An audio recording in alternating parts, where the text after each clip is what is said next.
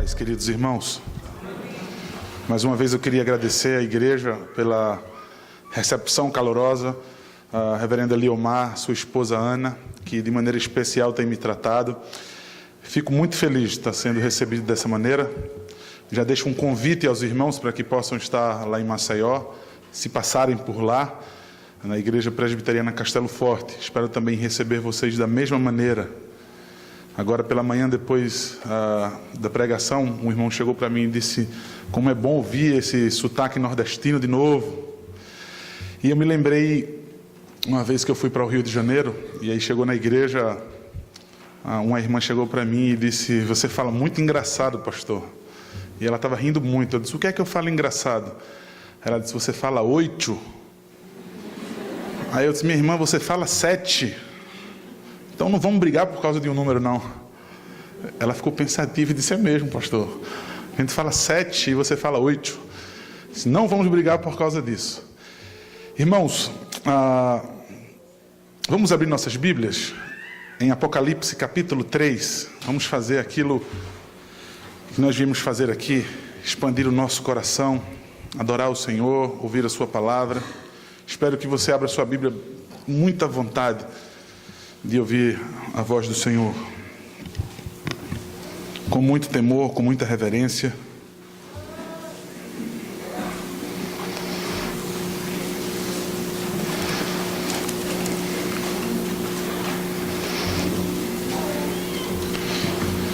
O pastor de vocês me ensina muito com a postura dele, desde o seminário.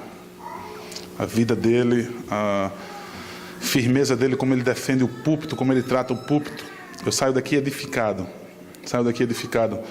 por esses instantes que vocês me concederam de passar esse tempo com ele. Ele e a igreja, muito feliz. Que Deus abençoe a igreja, Deus abençoe a reverenda Liomar e a sua esposa. Apocalipse capítulo 3, irmãos. Versículo 14 ao versículo 22. Apocalipse capítulo 3, versículo 14 ao versículo 22. Diz assim a preciosa palavra de Deus: ao anjo da igreja em Laodiceia escreve: estas coisas diz o Amém, a testemunha fiel e verdadeira, o princípio da criação de Deus. Conheço as tuas obras, que nem és frio nem quente. Quem dera fosses frio ou quente. Assim, porque és morno e nem és quente nem frio, estou a ponto de vomitar-te da minha boca. Pois dizes: estou rico e abastado e não preciso de coisa alguma. E nem sabes que tu és infeliz, sim, miserável, pobre, cego e nu. Aconselho-te que de mim compres ouro refinado pelo fogo para te enriqueceres, vestiduras brancas para te vestires, a fim de que não seja manifesta a vergonha da tua nudez, e colírio para ungires os olhos, a fim de que vejas. Eu repreendo e disciplino a quantos amo. Sê, pois, zeloso e arrepende-te. Eis que estou à porta e bato. Se alguém ouvir a minha voz e abrir a porta, entrarei em sua casa e cearei com ele e ele comigo. Ao vencedor, dar-lhe-ei sentar-se comigo no meu trono, assim como também eu venci e me sentei com meu Pai no seu trono. Quem tem ouvidos, ouça o que o Espírito diz às igrejas. Oremos ao Senhor, irmãos. Ó Deus, com a sensatez concedida pelo Teu Santo Espírito a nós temos ouvidos, Deus, e com essa sensatez, com temor no nosso coração, nós queremos ouvir a Tua voz. Nós precisamos, Deus, porque de outra sorte nós morreremos, Pai. Precisamos desta verdade absoluta. Precisamos, Deus, deste caminho, Pai. E ilumina, Deus, então, os nossos pés. Ilumina, Pai, com as lâmpadas. Ilumina, Deus, para que possamos enxergar, para que não tropecemos, Deus, para que não caiamos e não ofendamos o Senhor, Deus, com a nossa vida, inclusive desde já com a postura do nosso coração. Então, Pai, lâmpada para os nossos pés, luz para os nossos caminhos é a Tua palavra. É dela, Pai, tão somente dela, a suficiência das Escrituras é o que nós precisamos. Então, Deus, no nome de Teu Filho Jesus, como o Senhor tem sido misericordioso com essa igreja, em pregar a sua palavra em nossos corações. Nos concede isso mais uma vez, Pai, pelo amor do teu Filho Jesus. Amém. Não existe, irmãos, talvez um mal tão grande no nosso século, talvez, eu não posso dizer século, mas que sempre existiu, maior do que o orgulho do homem. Esse pecado do orgulho, da soberba, ele tem destruído nações. Eu quero o teu petróleo, eu não te dou. Se você não me der, eu vou aí, vou invadir, vou tirar a força. Tem destruído famílias inteiras. Os pais contra os filhos contra os pais. Os relacionamentos matrimoniais, os cônjuges não cedem, todos têm a razão. E por conta disso, também a família, também o casamento tem sido destruído. Pivô disso tudo tem sido o orgulho, a soberba. O texto dessa noite nos fala sobre uma realidade do que nós achamos que somos e de quem Deus de fato revela para nós.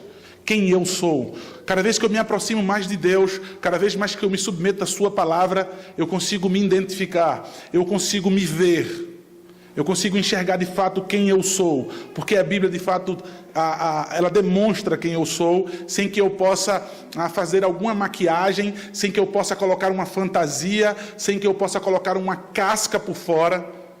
Como muitas vezes alguém diz, olha, por fora você tem um conceito seu, mas por dentro eu tenho uma personalidade minha. E alguém vai dizer, isso é que importa. Eu não me importo com o que as pessoas pensam de mim, o que importa é o que eu acho de mim por dentro. Esse tem sido um dos males terríveis dos nossos dias. Eu sei que ele sempre assolou a cristandade, mas nos nossos dias esse mal tem sido terrível. Tem impedido que a igreja seja de verdade a noiva de Cristo. No texto, nós vamos ver que o próprio Cristo, ele revela. Vocês dizem que são uma coisa, vocês declaram isso, vocês vivem desse jeito, mas eu vou conceituar vocês. Eu vou expor diretamente para vocês quem vocês são. Eu quero, por favor, mais uma vez que você acompanhe o texto comigo. E vamos tentar extrair as aplicações. Eu sei que nem todas vamos conseguir pela minha limitação, mas aquilo que o Senhor nos conceder. Ao anjo da igreja em Laodiceia escreve: estas coisas diz o Amém, a testemunha fiel e verdadeira, o princípio da criação de Deus. Cristo, ele se revela sendo o autor da própria carta. Das 7 cartas, ele assina, ele escreve, ele identifica, porque na verdade nós dizemos Apocalipse de João, mas na verdade é Apocalipse do Senhor Jesus. João apenas transcreve aquilo que o Senhor dita para ele. Então, ele aqui se identifica e diz, olha, essas coisas diz o Amém, aquela verdade absoluta, a confirmação, aquele que não há sombra, não há variação. Ele é o perfeito, ele é o absoluto. E diz também a testemunha fiel e verdadeira, o princípio da criação de Deus. Não o princípio da criação de Deus, de que foi originado, de que ele foi, assim, fruto da criação de Deus, mas primogênito no sentido de que a partir dele foram criadas todas as coisas, como corrobora o texto, mais os textos do Antigo Testamento, do Novo Testamento.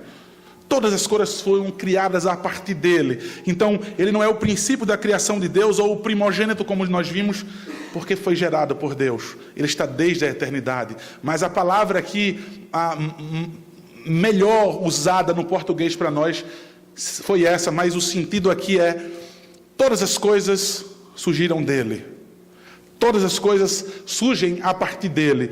Então ele se identifica e agora ele fala para a igreja. No final ele diz: aqueles que forem insensatos, aqueles que têm ouvidos, ouça o que eu vou dizer para a igreja.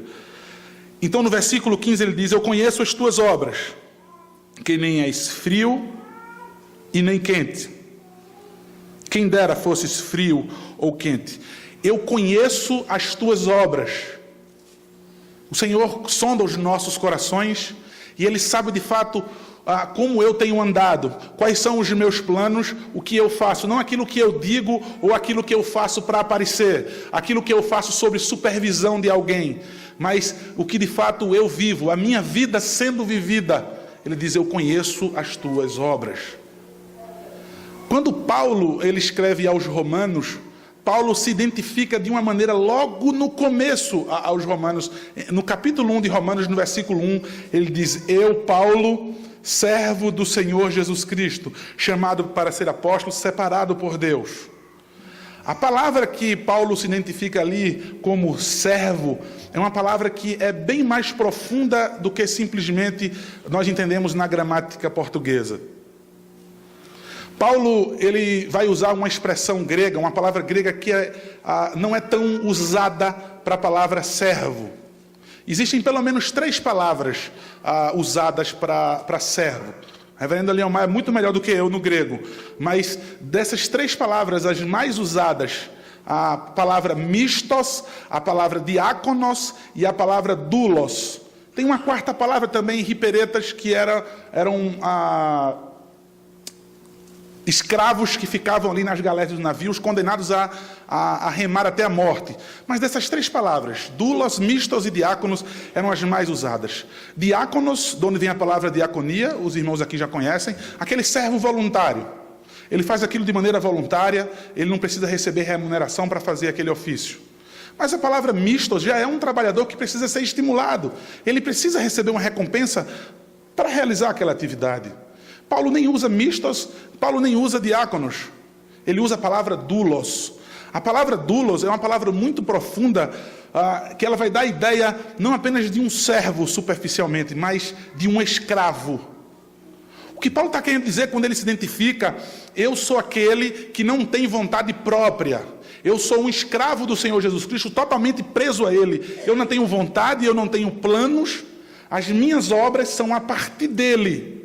Então, tudo que eu faço, tudo que eu planejo, tudo que eu ainda vou fazer, as minhas obras dependem dEle, dependem da sua vontade. Não é algo que é gerado pelo meu coração, não é algo que eu fomento, não é algo que eu bolo pelos meus desejos, pelas minhas inclinações, e simplesmente eu coloco essas obras em atividade. Ele vai dizer: eu sou totalmente preso ao meu Senhor. O Senhor Jesus Cristo coloca algo aqui que já nos intimida. Ele diz: olha, eu conheço as tuas obras. Isso causa temor no teu coração? Será que isso constrange você? Você saber que quem diz isso para você é o Senhor Jesus? Ou você simplesmente continua do mesmo jeito? Eu vivo minha vida, eu não devo nada a ninguém. Talvez você pode dizer isso para a liderança da igreja. Talvez você diga isso no seu trabalho, coisa que eu duvido se você diz isso no seu trabalho. Talvez você se aventure a dizer isso para o seu cônjuge. Mas no trabalho, talvez, por conta do ídolo que você tem, que são os números da conta bancária, o seu patrão, você se submete a ele em tudo. Aí você tem medo, e sobre a supervisão dele, você faz as suas obras de maneira exemplar. Mas ao dizer nessa noite que quem fala ao nosso coração é o Senhor Jesus, talvez não quebrante o seu coração. Então eu queria que você voltasse um pouco a página de sua Bíblia, que você abrisse no capítulo 1 ainda de Apocalipse. Capítulo 1, versículo 9.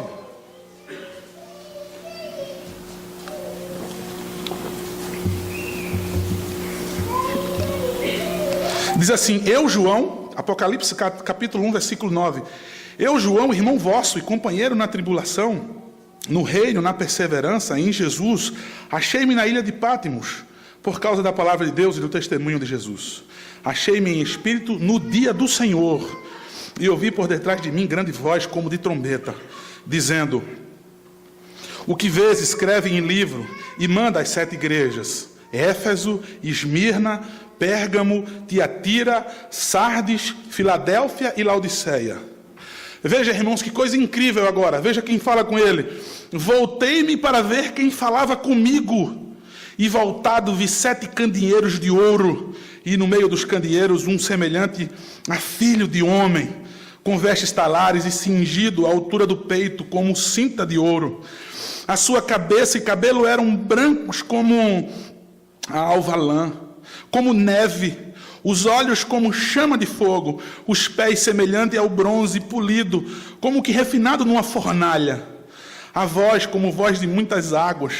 Tinha na mão direita 7 estrelas, e na boca saía-lhe uma espada afiada de 2 gumes. O seu rosto brilhava como o sol na sua força. Quando o vi, caí aos seus pés como morto. Porém, ele pôs sobre mim a mão direita, dizendo: não temas, eu sou o primeiro e o último, e aquele que vive. Estive morto, mas eis que estou vivo pelos séculos dos séculos, e tenho as chaves da morte e do inferno. Escreve, pois, as coisas que viste, e as que são, e as que hão de acontecer depois destas. Quanto ao mistério das 7 estrelas que viste na minha mão direita, e aos 7 candeeiros de ouro, as 7 estrelas são os anjos das 7 igrejas, e os 7 candeeiros são as 7 igrejas. Observe, irmãos, que quem fala não é aquele Cristo do qual João tinha visto, que andava entre eles sempre compassivo, e muitas vezes alguém ia dizer, aquela pessoa calma, aquela pessoa serena, como muitas vezes na quebra de mandamento, assistimos a alguns desenhos que fazem a imagem, que quebra o mandamento, que diz que não podemos fazer imagem do Senhor, mas muitas vezes permitimos isso. Muitas vezes aquele desenho mostra um Cristo frágil, muitas vezes um Cristo estranho àquilo que a palavra de Deus nos coloca. Muitas vezes ele precisou ser duro, muitas vezes ele precisou chutar e quebrar as bancas porque faziam na casa do Senhor o comércio. Mas observe que não é aquele Cristo, aquele homem que simplesmente ele via perdoar, aquele homem que vinha, que recebia as pessoas até ele. Não é aquela mesma figura. Cristo aqui agora que ele vê é o Cristo glorificado. É o Cristo que foi assunto aos céus. Ele agora olha para trás para ver quem falava com ele, e ele não suporta diante de tanta santidade. Diante da santidade do Senhor, ele cai como morto. E como é que eu e você nos posicionamos diante de Deus quando fala aos nossos corações em sua palavra? Eu olhei para ver quem falava comigo. Todo domingo eu venho para a igreja para ver o Senhor falar comigo, e minha vida não é transformada. Eu permaneço do mesmo jeito, eu fico os pés no chão e mantenho firme a minha postura, de maneira que eu saio e volto de novo e nada é transformado na minha vida. Eu voltei para ver quem falava comigo, eu virei e eu caí aos seus pés como morto, por conta da tua santidade. Irmãos, Moisés, não te chegue para cá. Quando Moisés viu aquela sarça pegando fogo, Moisés, não te chegues para cá, porque Deus sabia que se ele chegasse próximo, ele ia ser morto diante da santidade dele. Tira primeiro as sandálias dos teus pés, remove primeiro as impurezas, remove primeiro o pecado, porque somente santo, somente justificado, purificado pelo Senhor, você pode se aproximar a mim. O profeta Isaías nos colocando naquele quadro, naquela cena, ele vai tentar descrever a santidade do Senhor, e ele não consegue descrever a santidade do Senhor. Ele vai repetir: santo, santo, santo é o Senhor dos exércitos. Muitas vezes em canções nós vamos ver por quê. Porque Deus é santo, porque o Pai é santo, porque o Filho é santo, é por isso que é 3 vezes santo. Além que, isso é uma verdade mesmo, mas Isaías não conseguia expressar a santidade de Deus, é isso. Então por isso que ele repetiu a palavra 3 vezes, porque a gramática hebraica não vai para o superlativo. Ele não tinha como dizer que Deus era santíssimo, que Deus era boníssimo, que Deus era lindíssimo. Então simplesmente ele usa da melhor maneira que ele poderia fazer, e a expressão é: santo, santo, santo é o Senhor dos exércitos. Os querubins que clamavam isso, eles não param de declarar isso para Deus o tempo todo. E observe que não foi aos anjos que Deus demonstrou o seu amor naquela cruz. Não foi aos anjos que Cristo morreu, mas foi por mim e por você. Os anjos não tiveram esse privilégio, mas eles, na presença de Deus, constantemente, eles declaram que Deus é santo. A palavra querubim significa aquele que efervesce, aquele que queima. Os querubins, na presença do Deus Santo, eles queimam. Essa é a reação dos querubins. Eles ficam enfervescidos o tempo todo, de maneira que eles não param de declarar que Deus é santo. Diante da sua palavra, há irreverência. Diante da sua palavra, há outros interesses, muitas vezes. Essa tem sido a reação da igreja diante de sua palavra. O Senhor vem dizer: eu conheço as tuas obras. Eu sei quem é você, porque nem és quente nem frio. Eu estou a ponto de vomitar-te da minha boca. É isso que diz o texto. No versículo 15, ele vai dizer no versículo 16, assim porque, acompanhe comigo por favor, versículo 16, porque és morno, nem és quente nem frio, estou a ponto de vomitar-te da minha boca.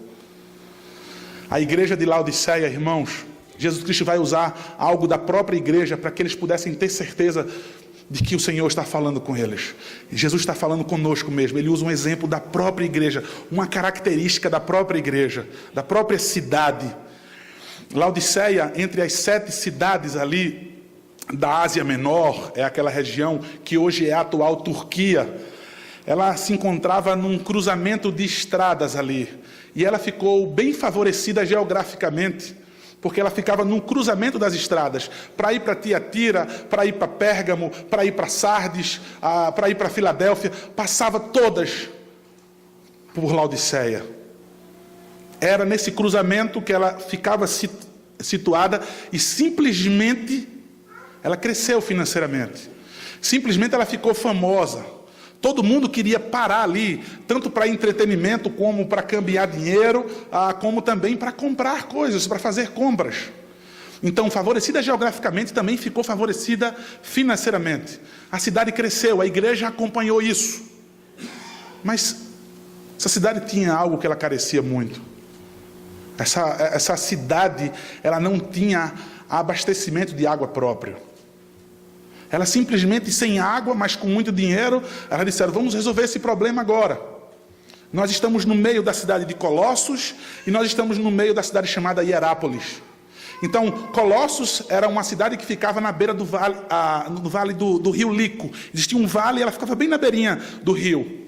E esse rio, a água muito limpa, água muito saudável, água mineral mesmo. E além da beleza, a água era boa de se beber, porque como o Vale do Rio Lico ficava num vale, montanhas ali, o vento entrava canalizado, a água ficava fria, a água ficava boa de se beber. Então, a cidade de Laodiceia criou uma espécie de aqueduto. Se você colocar no Google, fizer uma pesquisa, cidade de Colossos, aí vocês vão ver lá os aquedutos, fotos dos aquedutos que foram construídos. As ruínas, porque Colossos foi uma cidade que deixou de existir por conta de terremotos que ali acontecem. Porque aquela cidade existiu erupções vulcânicas ali. Então, você ainda encontra em fotos as ruínas, ainda permanece até hoje as ruínas do aqueduto. A cidade de Laodiceia, então, cria os aquedutos de Colossos, do Vale do Rio Lico, região montanhosa, água gelada, boa de se beber. E do outro lado, eles vão pegar água de Hierápolis. Mas Hierápolis, como eu falei, essa região de vulcões ali, tinham fontes termais. Essas fontes termais botavam água quente do chão. Eram usadas para terapia. Escolas de medicina deram início ali. Escolas de medicina começaram na cidade de Hierápolis, porque aquelas fontes termais eram usadas para terapias, para se fazer remédio, entre outras coisas. Então a água vinha dessa tubulação, desse aqueduto das duas cidades. Gelada, ela vinha de Colossos, e quente das fontes termais de Hierápolis. Ao se encontrar na cidade de Laodiceia, a água ficava morna. E os mais antigos aqui vão poder confirmar. Quando uma criança ela ingeria algo indesejado, dava-se uma bebida morna, ou leite morno, ou água morna para a criança beber, para que pudesse gerar ânsia de vômito. O Senhor Jesus vem dizer isso para a igreja. Ele chocou quando ele coloca uma característica para que ninguém pudesse se esquivar e dizer: isso não é comigo, como muitas vezes nós fazemos na igreja. Isso não é comigo, serve para todo mundo, menos para mim. Ele diz assim: eu estou falando com vocês, para que vocês não tentem se esquivar, que eu estou falando com outra igreja, com outra cidade, eu estou falando com vocês. Porque vocês nem são nem frio e nem quente. Eu estou a ponto de expelir vocês, de vomitar vocês da minha boca. Eu estou a ponto de vomitar. Ele não está dizendo que vai vomitar, ele está falando com a igreja. Ele está falando com a igreja dele. Mas essas obras, a postura dessa igreja faz com que o Senhor ojerize. Ele diz: olha, porque vocês nem são quente nem são frio. E alguém vai pregar e vai dizer: sai de cima do muro. decida quem você é. Na verdade, o Senhor Jesus não está dizendo isso. Ele não está dizendo, olha, porque você nem é uma coisa nem outra, está em cima do muro, escolha o que é que você é. Não é isso que ele está dizendo. O que ele está dizendo é, você não serve nem para refrescar e você não serve nem para curar. Você não serve nem para matar a sede, nem serve para salvar alguém. Vocês não têm utilidade nenhuma. E por causa disso, por causa dessas obras de vocês, eu estou a ponto de vomitar vocês da boca. O versículo 17 vai dizer, então, qual é a postura deles? Eles dizem, pois dizes, o versículo 17, estou rico e abastado e não preciso de coisa alguma. E nem sabes que tu és infeliz. Sim, miserável, pobre, cego e nu. Vejam o que eles dizem. Somos ricos e abastados e não precisamos de coisa alguma. Aquilo que eu falei no começo. É isso que vocês dizem? É isso que vocês pensam? Eu vou dizer quem vocês são. O Senhor Jesus diz algo direto, algo sem arrudeios, algo que se a gente for fazer hoje com os nossos irmãos... Sabe aquela pessoa diz assim, eu sou uma pessoa muito sincera, eu quero que vocês digam na cara o que é que você acha de mim. Olha, irmão, toda vez que eu cometer um erro, você, por favor, me exorte. A Bíblia diz para exortai-vos uns aos outros. Então, por favor, cumpra isso comigo. Se alguém chegar para uma pessoa e disser, rapaz, você é um cara orgulhoso, você é soberbo, você é aquilo outro. Rapaz, se ele não agredir aquela pessoa fisicamente naquele momento, nunca mais ela fala, vai ficar uma pessoa indiferente para o resto da vida. Mas a gente gosta de dizer isso. Diga aí, fale com sinceridade o que é que você acha de mim. Se a pessoa disser isso, acabou-se. O Senhor Jesus não se importa com isso. Ele diz, olha, nem sabe o que é que vocês são. Vocês são miseráveis, pobres, cegos e nus. Essa é a condição de vocês. Vocês estão completamente enganados. Somos ricos e abastados. Não precisamos de coisa alguma. Nós somos a igreja de Laodiceia. Nós precisamos de mais o quê? Vocês não têm absolutamente nada. O Senhor Jesus, em sua misericórdia, Ele vai dizer, irmãos, vai dar alguns conselhos. Observe o que Ele diz no versículo 18. Aconselho-te que de mim compres ouro refinado pelo fogo para te enriqueceres, vestiduras brancas para te vestires, a fim de que não seja manifesta a vergonha da tua nudez, e colírio para ungires os olhos, a fim de que vejas. Todas essas três coisas. Ele diz ouro refinado pelo fogo. O ouro refinado pelo fogo, quanto mais fogo o ouro leva, mais puro ele fica. A pureza do ouro vai depender de quanto fogo ele leva. Cada vez mais fogo que ele leva, ele fica cada vez mais apurado, ele fica cada vez mais valioso, cada vez mais puro. Então, todas essas três coisas vão simbolizar a pureza do Espírito Santo. Observe o que ele diz: ouro refinado pelo fogo, para te enriqueceres. Não é isso que vocês precisam? Em Laodiceia existiam polos bancários ali. Como eu falei, as pessoas iam cambiar ou iam depositar dinheiro. Então, naquela época, já a história registra. Já existiam bancos em Laodiceia. As pessoas eram loucas para ir ali, para depositar dinheiro, então para cambiar. Então Deus diz assim: essa é a necessidade de vocês, é dinheiro, é essa riqueza que vocês precisam. Compre a riqueza de mim, é o conselho que eu dou. A segunda coisa que ele vai dizer: eu aconselho que vocês comprem que de mim também, além do ouro, vestiduras brancas para te vestires, a fim de que não seja manifesta a vergonha da tua nudez. Ouro refinado pelo fogo, como também a cor branca. A cor branca, a vestidura branca, ou seja, também falando da purificação do Santo Espírito. Vestiduras brancas para que não seja manifesta a vergonha da tua nudez. Naquela época, talvez a SAF de Laodiceia, ela fosse conhecida.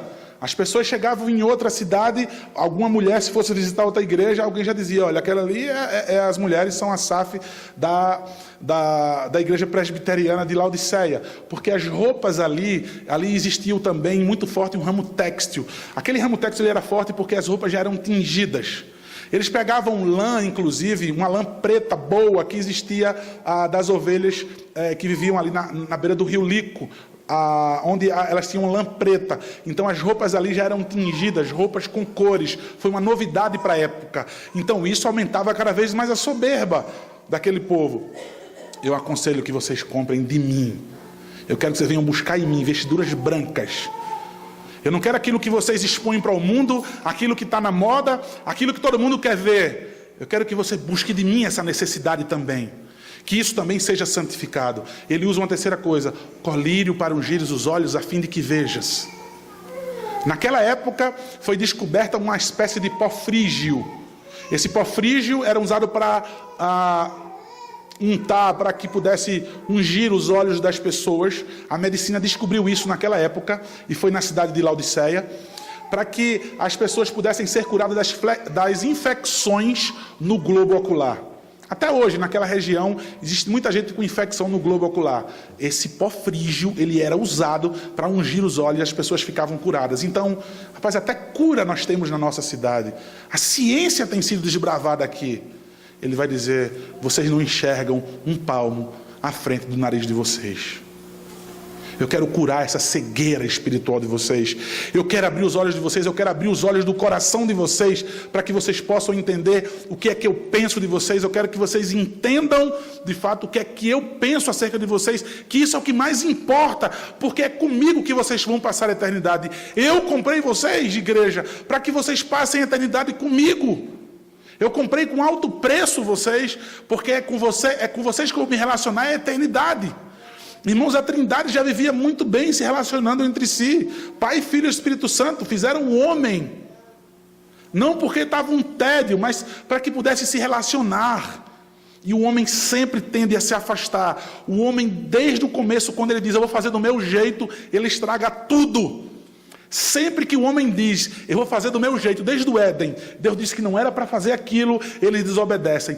Tudo, até hoje, quando o homem diz, eu vou fazer do meu jeito, independente, eu vou ser autônomo, como diz aqui, eu não preciso de coisa alguma, o homem entra em ruína. Cada vez mais destrutivo o homem se torna quando ele resolve fazer as coisas do seu jeito. O que o Senhor Jesus aconselha aqui é, recorram às minhas necessidades de vocês. Recorram às minhas necessidades de vocês, purificadas, santificadas, busquem de mim, parem de buscar no mundo, parem de querer ser igual ao mundo. Ele ainda dá outro conselho, irmãos.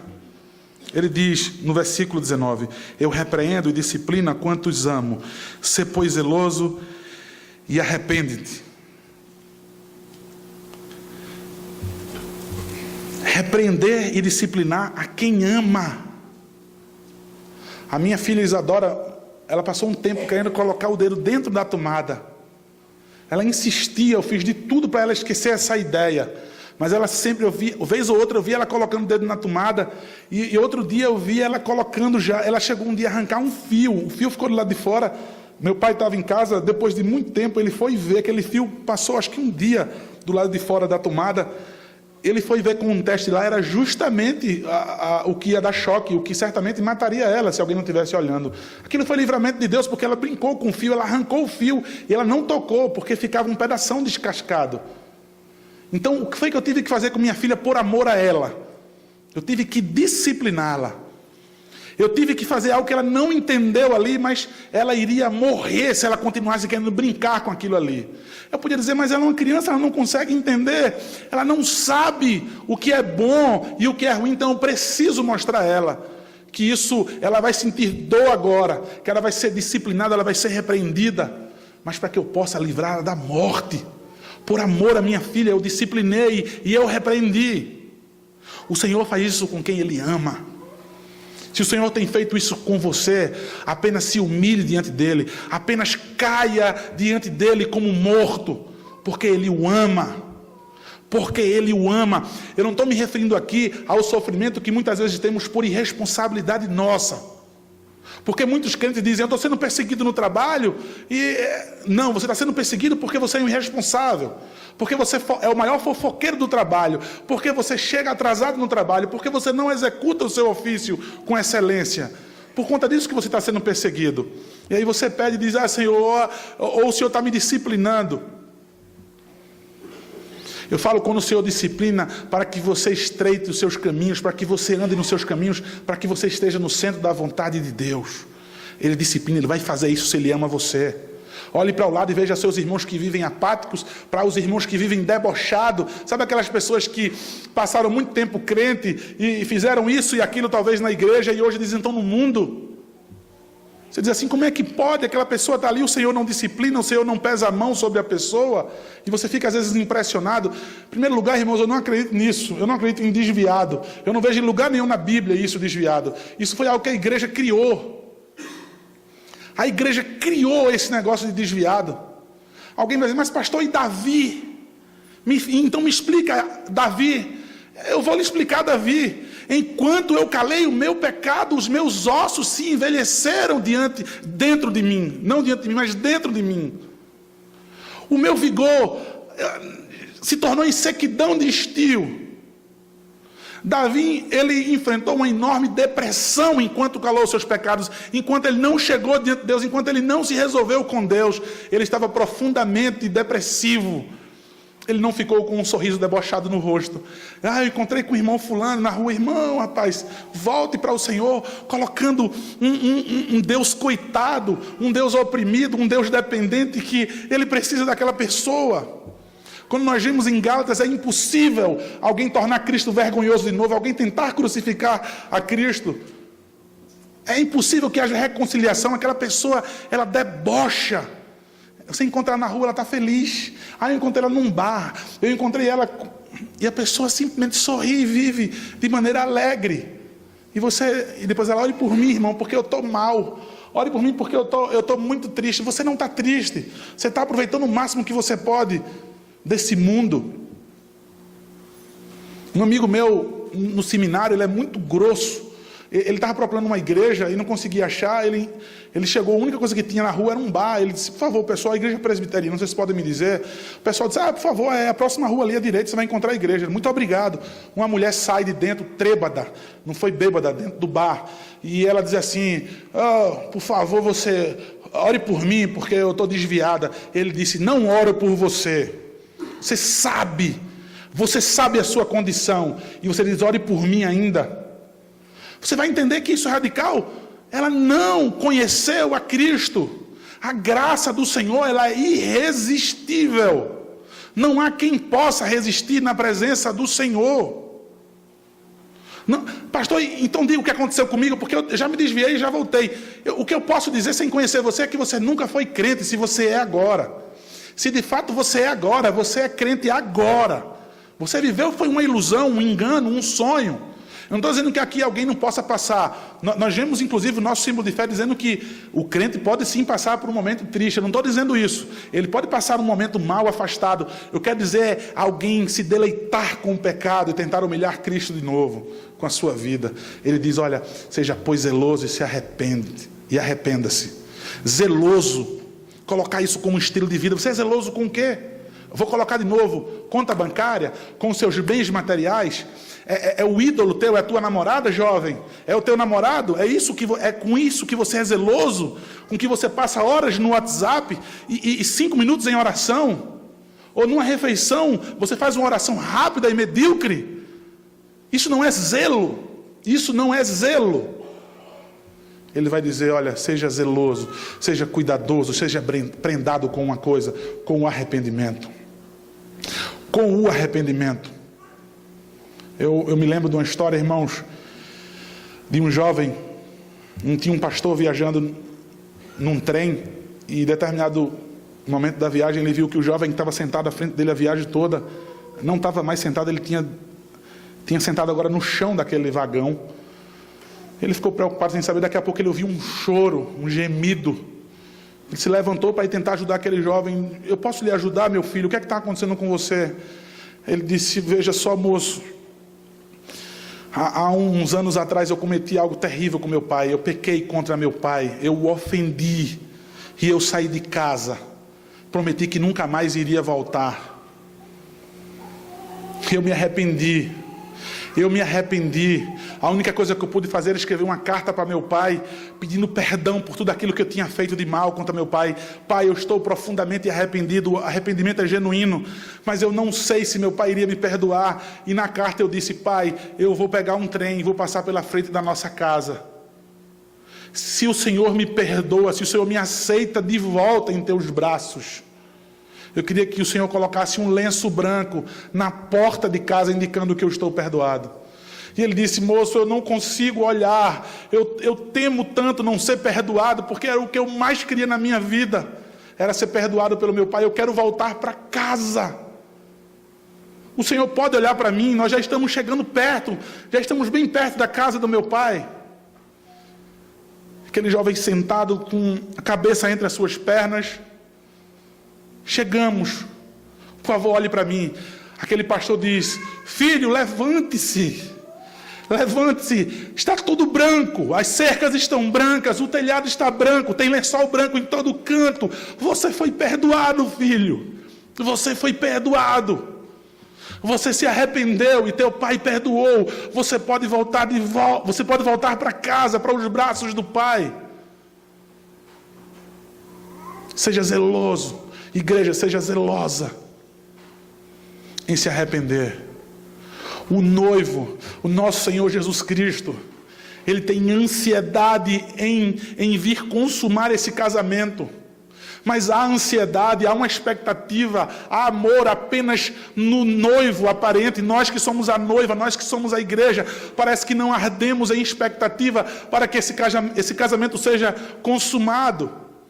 Nós não aguardamos como uma noiva de fato que entra na igreja e já procura o seu noivo. Ela não olha para a ornamentação, ela não olha para mais ninguém, ela não olha para os convidados, ela apenas olha firmemente para o seu noivo, porque ela quer se casar com ele, ela quer que essa união agora seja mantida para todo sempre. A igreja muitas vezes não almeja isso. A igreja muitas vezes com seu traje nupcial está totalmente manchado, sujo, podre do pecado e das ofensas contra Deus e o seu noivo. É assim que a igreja está. Não há uma expectativa, não há uma preparação. Nós não ficamos olhando e desejando esse glorioso dia, porque não nos arrependemos, porque a igreja não se arrepende, para que os seus trajes sejam novamente tornados alvos como a neve, para que seja purificado. Então ele diz: olha, seja zeloso e arrepende-te. Irmãos, vamos abrir nossas Bíblias em Gênesis capítulo 3, por favor.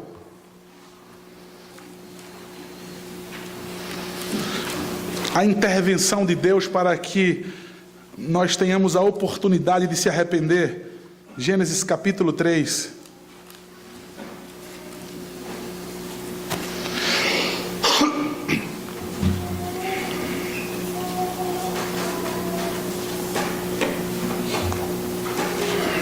Gênesis capítulo 3 diz assim, o versículo 1.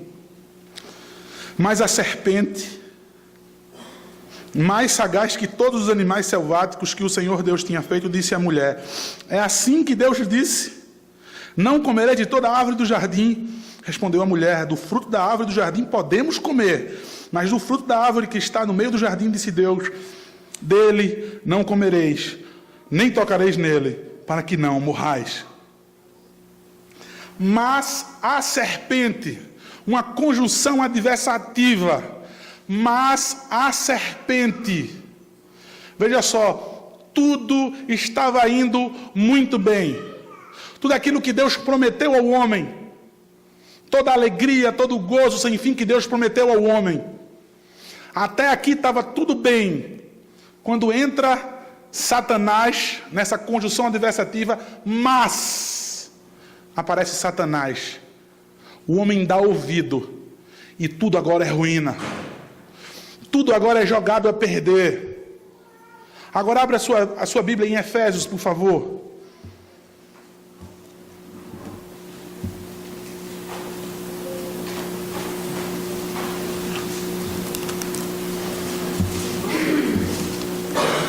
Efésios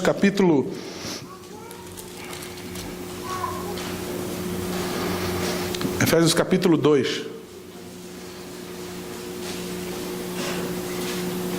Efésios capítulo 2, versículo 4, nós vamos encontrar a mesma conjunção adversativa. Observe, mas Deus, sendo rico em misericórdia, por causa do grande amor com que nos amou, e estando nós mortos em nossos delitos, nos deu vida juntamente com Cristo, pela graça sois salvos, e juntamente com Ele nos ressuscitou, e nos fez assentar nos lugares celestiais em Cristo Jesus, para mostrar nos séculos vindouros a suprema riqueza da sua graça em bondade para conosco, em Cristo Jesus, porque pela graça sois salvos mediante a fé. Isso não vem de vós, é dom de Deus, não de obras, para que ninguém se glorie, pois somos feitura deles, criados em Cristo Jesus para as boas obras, as quais Deus de antemão preparou para que andássemos nela. Tudo aqui estava terrível. Nós estávamos mortos em nossos delitos e pecados. Nós éramos, por natureza, filhos da ira. Era nossa natureza. Naturalmente, nós éramos filhos da ira. Tudo era sombra, tudo era escuridão. Não havia jeito. Agora, quando Deus aparece, mas Deus, sendo rico em misericórdia, quando entra Satanás e quando entra Deus, observe, irmãos, que isso possa nos empurrar, que isso nos constranja para que eu seja zeloso no arrependimento e não simplesmente no remorso barato. Um remorso barato do qual eu apenas tenho um peninho e daqui a pouco eu volto a fazer de novo. Uma das principais evidências de que você se arrependeu é que você não volta a fazer a mesma coisa. Sinclair Ferguson, quando fala sobre o arrependimento, ele não vai dizer simplesmente que o arrependimento é você parar de fazer aquilo que você fazia de errado, mas é você voltar na direção oposta e fazer aquilo que é certo. Isso é zelo no arrependimento. Não significa levantar a mão e ir para frente, não significa decidir, eu quero ser crente. Significa em se arrepender. Seja zeloso nisso e arrependa-se. É isso que diz a palavra de Deus. Voltando para Apocalipse, eu já vou encerrar, irmãos. Versículo 20: eis que estou à porta e bato. Se alguém ouvir a minha voz e abrir a porta, entrarei em sua casa e cearei com ele e ele comigo. Eis que estou à porta e bato, irmãos, não significa um convite à salvação. Ele está falando aqui à igreja de Laodiceia. Quando se fala igreja na Bíblia, fala de corpo de Cristo. Não fala de prédios. Não fala de prédios construídos por mãos humanas. Ele está falando com a igreja. Ele diz, eu estou a ponto de vomitar. Ele não está dizendo que vai vomitar, porque ele está falando com a igreja. Então isso aqui não é um convite à salvação. Ele está dizendo, olha, se você abrir a porta, eu entrarei em sua casa, cearei com ele e ele comigo.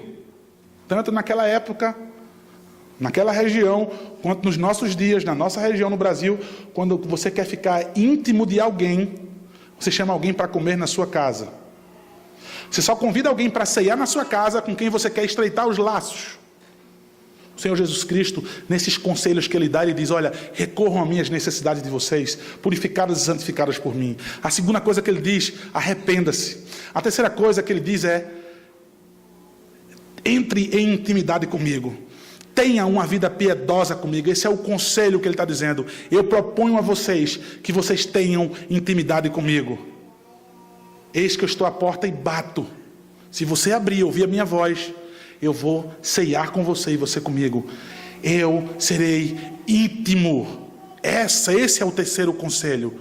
Buscar ao Senhor as suas necessidades purificadas e santificadas, se arrepender e estreitar, e ser cada vez mais piedoso, ter uma vida, ser uma igreja piedosa. E aqui nós vimos ao vencedor, ou seja, a doutrina da perseverança dos santos, dar-lhe sentar-se comigo no meu trono, como também eu venci e me sentei com meu Pai no seu trono. Quem tem ouvidos, ouça o que o Espírito diz às igrejas. Nós vimos em Efésios, nós vimos em Filipenses e em outros lugares da Bíblia, Deus usa o mesmo poder que Ele usou para ressuscitar a seu Filho dos mortos ao terceiro dia. Com esse mesmo poder Ele usa para salvar a sua vida. Esse mesmo poder que Ele usa, Ele diz, juntamente com Cristo, vocês foram ressuscitados. Ao vencedor, Ele vai colocar você no mesmo local, você está unido a Cristo. Assim como eu sentei, vocês também vão ter o mesmo privilégio. Essa é a maior riqueza, essa é a maior herança, igreja. Diante dessas três coisas, pelo menos que nós podemos aplicar, desses três conselhos que o Senhor Jesus nos dá nessa noite, diante da soberba, diante do nosso orgulho, para que sejamos transformados pela sua palavra, eu vou repetir propositalmente: recorram a Ele as suas necessidades. Igreja, todas as suas necessidades recorram ao Senhor, santificadas e purificadas por Ele, não daquilo que é produzido ou inventado pelo seu coração. A segunda coisa, se arrependam. Se arrependam sempre diante do Senhor. A terceira coisa, busquem relacionamento íntimo. Sejam piedosos. Tenham uma vida íntima com o Senhor. Sejam uma igreja piedosa. Eu encerro, irmãos, dizendo a vocês, fazendo menção àquilo que está registrado na história. Há um exemplo que eu vi há muito tempo atrás. Alexandre, conhecido como o Grande, o Imperador. Ouvimos muitas histórias dele. Diz que certa vez o seu reino estava sendo assolado por uma grande batalha. Era enorme o exército opositor. E primeira vez na vida ele começa a sofrer uma ameaça. Eles começaram a achar que iriam perder aquela guerra. Um dos soldados é lançado aos pés do grande imperador. Ele no seu trono, lá em cima sentado, as portas do palácio se abrem e os soldados trazem e jogam um jovem assim aos pés da escada. Ele diz: do que se trata isso?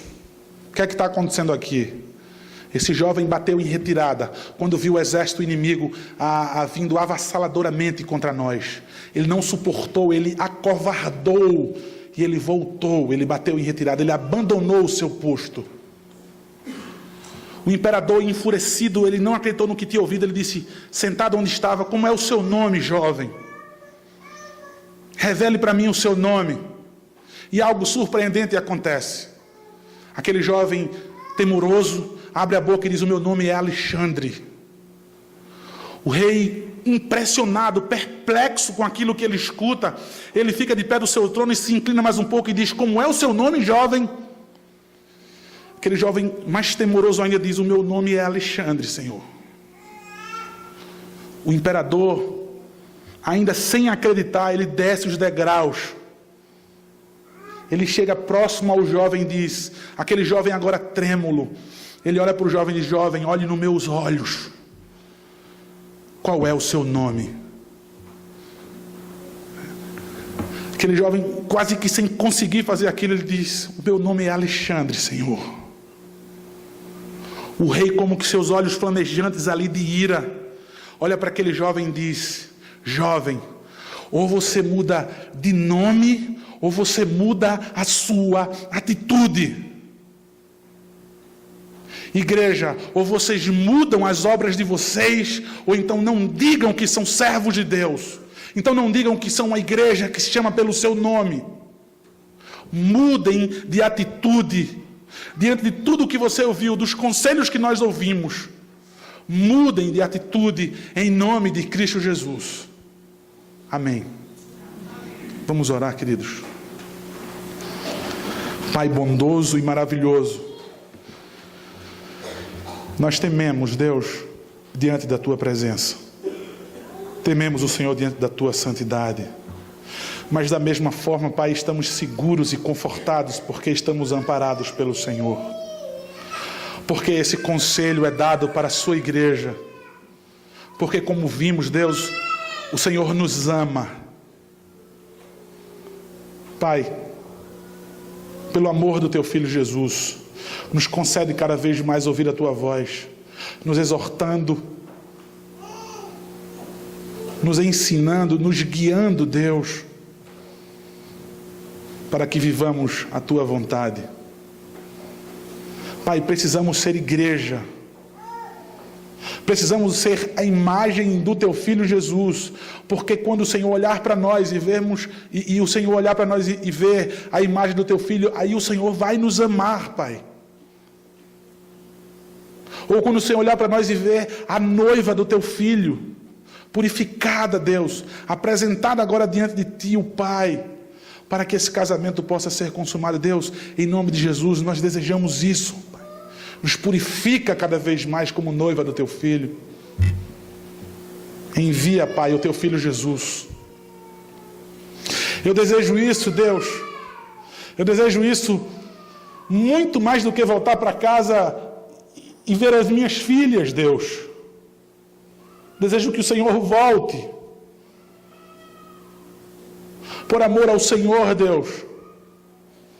Para vivermos face a face com o Senhor. Nos faz desejar cada vez menos esse mundo, Deus. Nos faz mortificar cada vez mais o nosso ego. Para que encontremos apenas o Senhor em nossos corações. Para que não vivamos nós, mas que Cristo viva em nós. Em nome de Jesus, Pai. Abençoa essa igreja. Que o Senhor revela amor falando aos seus corações. Em nome de Jesus, Pai. Em nome de Jesus. Amém.